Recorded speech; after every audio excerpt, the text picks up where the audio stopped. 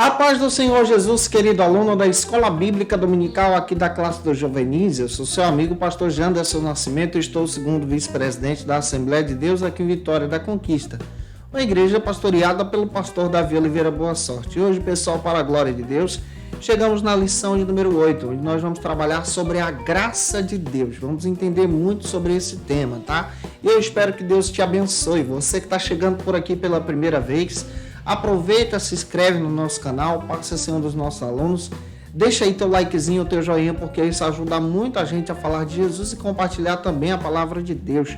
Aproveita também, deixa teu comentário, pois é importante pra gente. Eu estou comentando as lições de adultos, jovens, juvenis, discipulado, adolescentes, vencedores, pré-adolescentes também.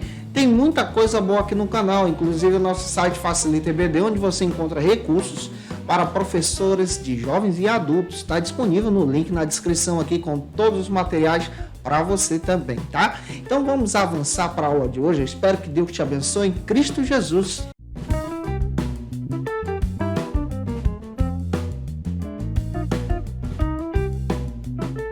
Hoje nós chegamos na lição de número 8 aqui da classe dos juvenis, onde nós vamos trabalhar sobre a graça de Deus. É fundamental que você inicie por algumas bases bíblicas. A primeira está em Tito, capítulo 2, versículo 11. Faça essa leitura desse versículo introdutório com os teus alunos. E depois leia Romanos, capítulo 6, versículo 1 ao 7, que é a base bíblica da leitura bíblica em classe para os nossos alunos na EBD. Deixa Deus te usar, tá? Eu espero que o Senhor fale através do seu coração também. Quando nós olhamos para a disciplina de soteriologia, recai nessa disciplina esse entendimento sobre a matéria, graça de Deus, essa soberania de Deus, esse manifestar de Deus em sua graça. E a graça de Deus, ela se relaciona nesse entendimento da salvação. Primeiro, o que é a graça de Deus? A graça de Deus é essa manifestação do amor de Deus incondicional por você, por nós, e a manutenção dessa obra, desse amor. Essa graça de Deus, ela é demonstrada em nós sem que nós mereçamos. Deus, em sua soberania, decidiu nos amar. E a graça de Deus procura traçar isso para a gente. E quando nós olhamos para o Antigo Testamento, essa mesma graça no Antigo Testamento, no termo veterotestamentário, ela é trabalhada agora como misericórdia. O que é a misericórdia? A misericórdia também tem o mesmo sentido da graça. É agir em favor daquele que está em miséria, é agir em favor daquele outro que não tem condições de ser resgatado. Então, você age em misericórdia, você olha para a miséria do outro. A graça de Deus também é assim. Deus, em graça, olha para a nossa miséria e nos resgata como filhos. A graça é a provisão de Deus para aquele que é pecador, aquele que transgrediu a lei, aquele que está em pecado. A graça também está apresentada em Romanos capítulo 3, versículo 9 a 26, onde Deus age em misericórdia sem que mereçamos, onde Deus age em misericórdia pelos pecadores, como está escrito em 1 Timóteo capítulo 1, versículo 2, 2 Timóteo capítulo 1, versículo 2 também, Tito capítulo 1, versículo 4, 2 João, lá no versículo 3, e Judas 21. Judas só tem um capítulo, então é versículo 21. Hoje nós vamos voltar o nosso olhar para a graça de Deus, essa doutrina da graça no viés pentecostal também. Nós entendemos que a graça de Deus, ela demonstra esse amor, essa soberania de Deus em prol da salvação do homem. Por isso, o primeiro ponto da aula de hoje trata sobre o seguinte assunto: a graça de Deus. Essa graça de Deus é manifestada em nós e através de nós, pelo amor de Deus. E é por isso que o primeiro subtópico trata sobre o seguinte assunto: o que é a graça? A graça é o favor imerecido da parte de Deus e a manutenção da obra criada. Essa graça está presente tanto no Antigo Testamento, no viés de misericórdia, como no Novo Testamento, no viés da graça de Deus. A palavra original graça vem do termo charis, o termo grego que traz essa ideia de carisma, de cuidado, de relacionamento, como está presente em Efésios, capítulo 1, versículos 5 e 6. Como está presente em Efésios, capítulo 1, versículos 5 e 6. trazendo essa ideia desse amor e dessa manifestação da graça de Deus. A Bíblia diz que a graça é necessária porque nós, por conta do pecado, nos tornamos inimigos de Deus. Estávamos sujeitos à ira de Deus por conta das nossas transgressões.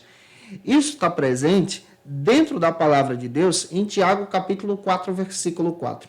Porém, Deus, em seu amor e graça, decidiu nos amar primeiro. Em Romanos 3:23 também está escrito que nós estamos banhados pelo pecado e por causa desse pecado nós fomos destituídos da glória de Deus, da presença de Deus. E sendo destituídos da glória de Deus, não teríamos condições nenhuma de recebermos essa salvação. Porém, Deus, em graça e misericórdia, manifesta esse amor para nos salvar. Vamos entender isso aqui de uma forma mais detalhada também. O segundo subtópico trata sobre o seguinte assunto: a graça versus a misericórdia. Como eu já disse para você, é importante você ter ideia que a palavra misericórdia ela aparece mais no Antigo Testamento, é veterotestamentária. A palavra agora, graça, ela já aparece no Novo Testamento.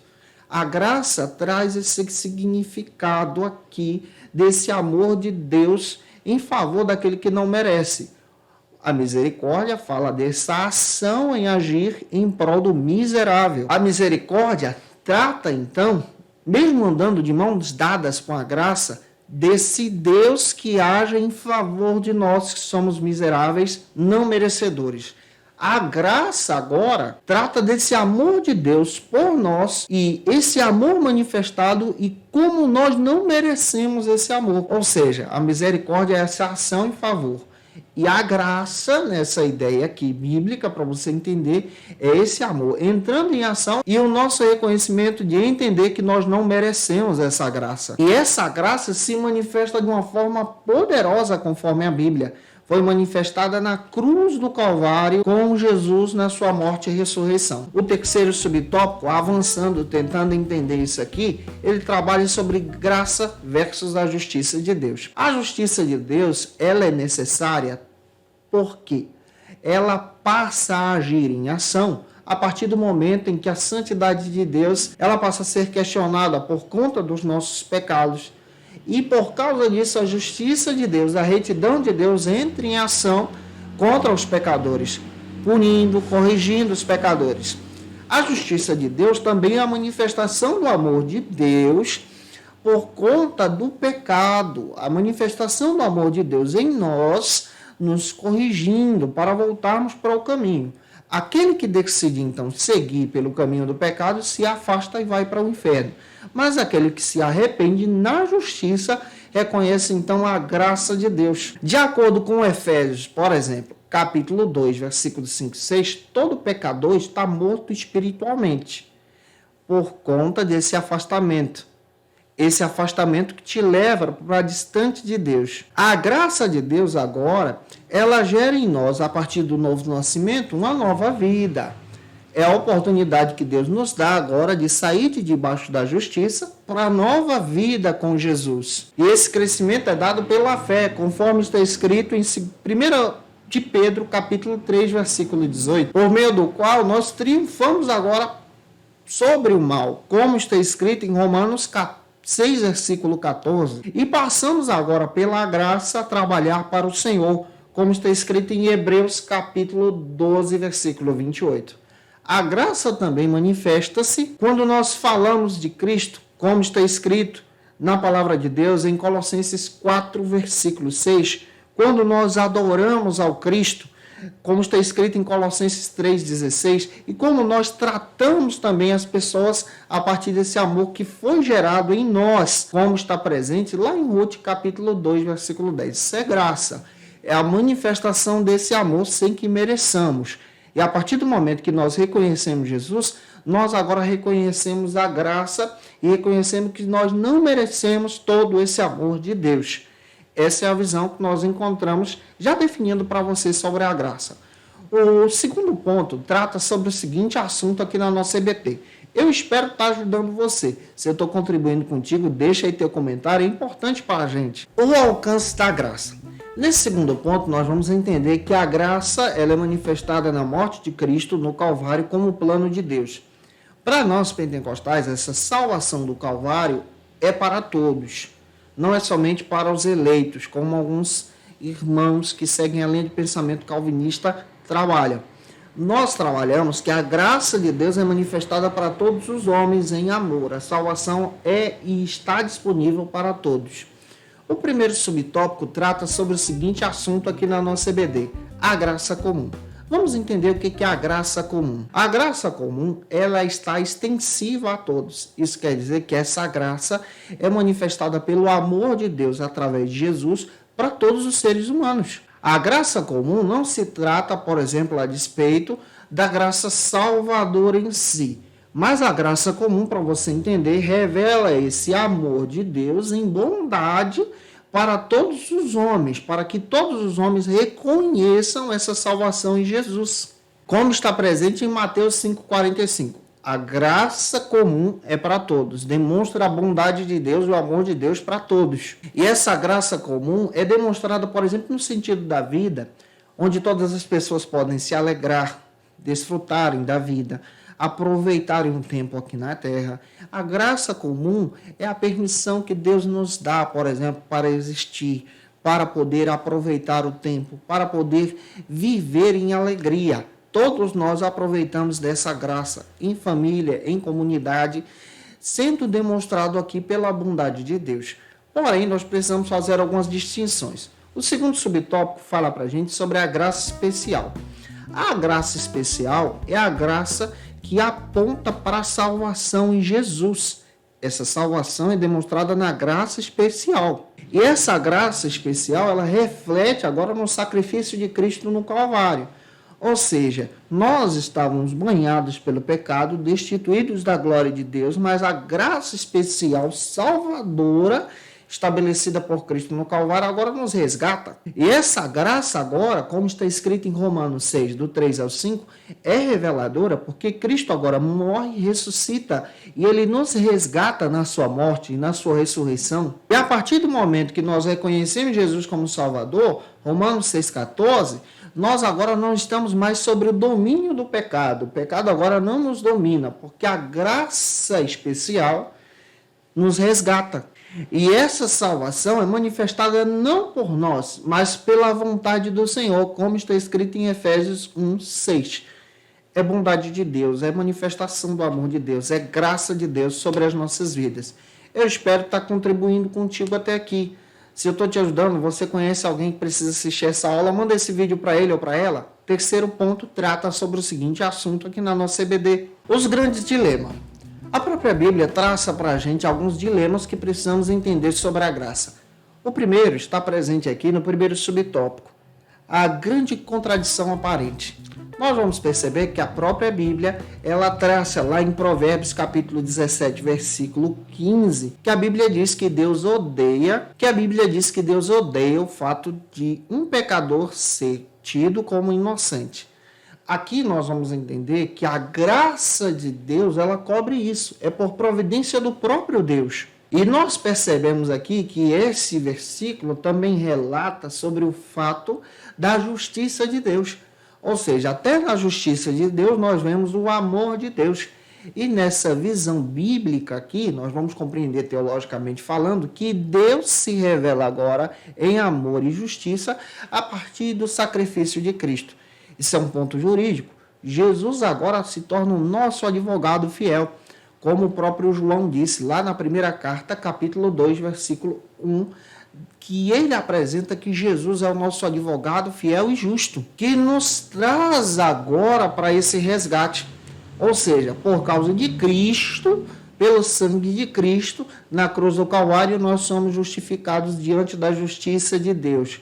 E responde então essa contradição desse Deus que não tem o culpado por inocente, mas esse Deus que age também em justiça e amor, em resgatar através do seu Filho aquele que é pecador. Espero estar te ajudando aqui.